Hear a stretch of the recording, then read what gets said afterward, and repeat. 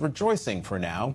The president of the National Black Farmers Association, John Boyd Jr., told NBC News it's a big win for farmers hit hard by Trump's tariffs, but warned the ruling doesn't fix everything.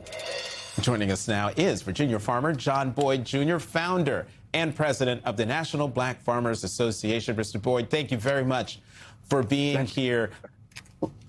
Let me play for you what the president had to say on January 28th about a $12 billion aid package to farmers. Watch this.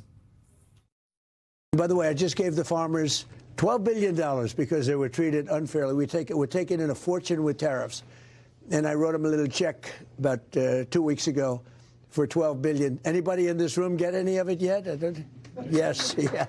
A lot of people. It's a lot of money. And you know what? You deserved it. But we're taking in so much money from the tariffs that we can do that. Mr. Boyd, which would you rather have? That money from that $12 billion handout from the federal government, or the market that $12 billion is meant to replace?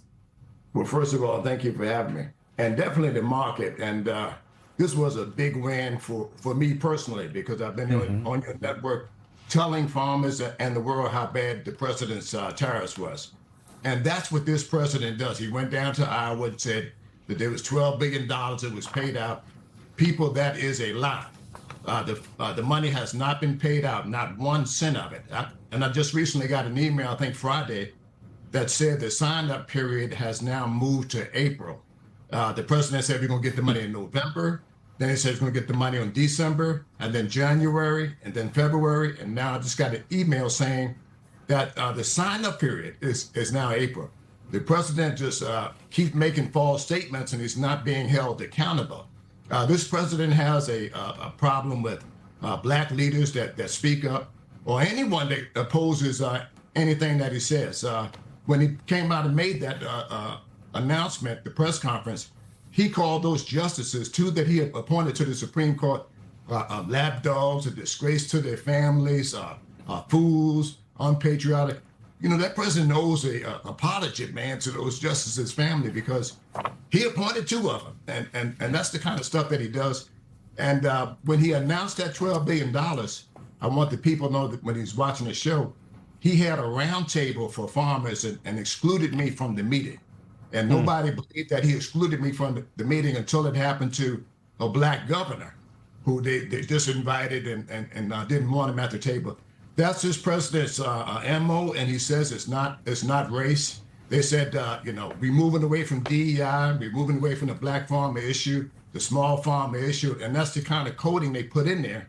But all reality, he had an all-white farm meeting with an all-white audience that excluded the black farmers. We have 170 farm foreclosures pending right now, and this government is not helping us. We lost 15,000 farms last year.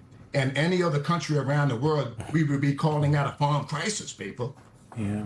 Mr. Boyd, I want to stick in the lane of black farmers there, because all farmers have been having concerns and issues when it comes to tariffs. But black farmers, they tend to work on thinner margins, sometimes less access to capital.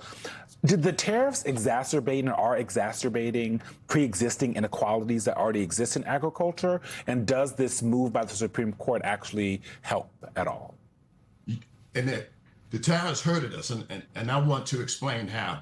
I've been farming 43 years, and when the president imposed tariffs on China, and I'm a soybean producer, the grain elevators were full, people. That's where farmers take their grain and trucks and tractor trailers. I was one of those farmers.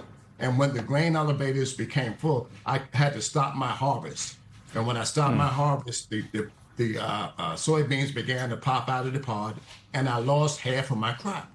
Due to these presidents, and that's the personal effect that it has on me.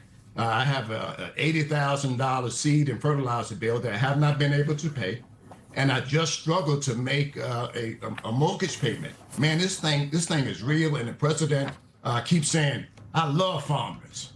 He keeps saying that black people love him. He says all these things that are clearly not true.